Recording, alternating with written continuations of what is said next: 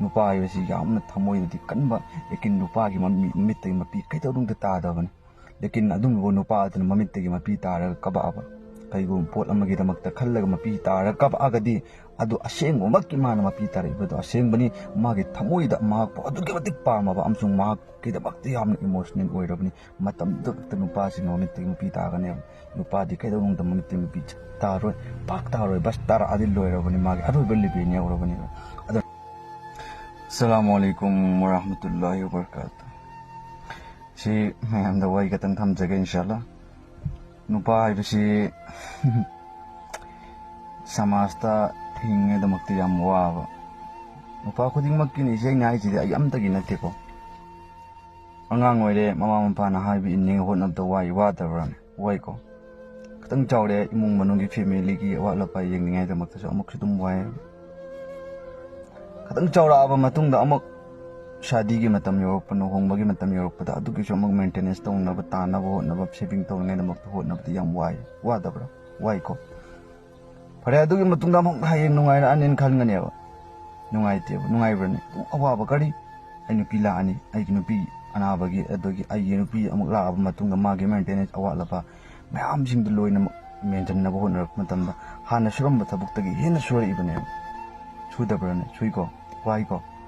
adu matungda khar nuaira anchalo handa ai nupi tira na bala yeng khre nuaira anen khalla che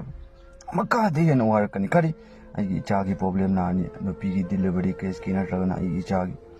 du icha una re khar nuaira nen khalla che tu somak nuai bra ne nuai te ko icha ka tang chor ko matung icha du ga mak lek tam man ngai da mak to hot na rakane to ma amma loire amma muk la kani ma gi amak like tamba ko pulwe matuna khatang pothara adran khallaga chadu ga mak thabuk tawni ngai da mak traga miwaga miwana ni ngai da mak to hotna matamda shantim potha de hana taw madagi pung mayam mengallaga thabuk tawraga pesa ta lebani aduna nupa haibasi yamna thamoidadi mawong malhandana chimbanda nokpa to imana bagi mamang da su kaibiya dabdini yamna koigi nupa moi bagi mawong le thokpagi wali kin thamoidadi si mayam si maintenance tawr ngai sin ngai hotna ngai tawr kuma tamdadi thamoi sida aduki matik mai chaka mane nupa oi bisinji aduna nupi oi bina khoina nupa hai bisine yumdagi mapan thokma matamdane paisa ji purakna bhotna matamda kyam waina khoi khangbra migi machin thirakpa kaya tajallibani na kongda aduga migi miwa kaya ngang padu tajallibani aduga migi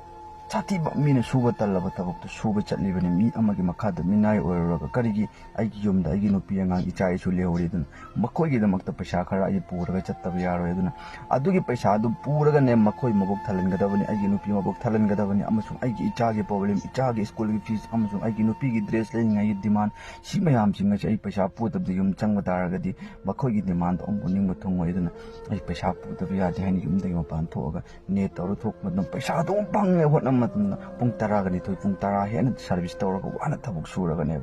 aduna nupa ikoina yumdagi mapan thok matamda halak matamda paisa problem basi lai lai na phang pana te baisa aduna nupi oibina koina nupa changa ku matamda magi seva fajna tobiyo thamoi harawalu magi thamoi nungai inshallah khuda taala na madugi ajare ji dunya da chu bibo loina akhirat ta su khuda na madugi tongan magun pigane aduna koina haire kaigumba nupina koina karigum polam amani kak pian dabe damak nupa shikayat tobi ari baisa manang het lawrok pun mittage ni ngasi phobada natnangi nupa da nang picharaga pithaga loin thammi bne awat khuding makki jaruriyat pun ma loina ada tawri bne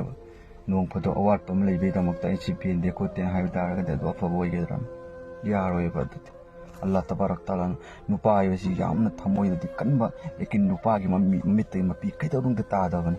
lekin adun go nupa adun mamitte gi mapi taraga kababa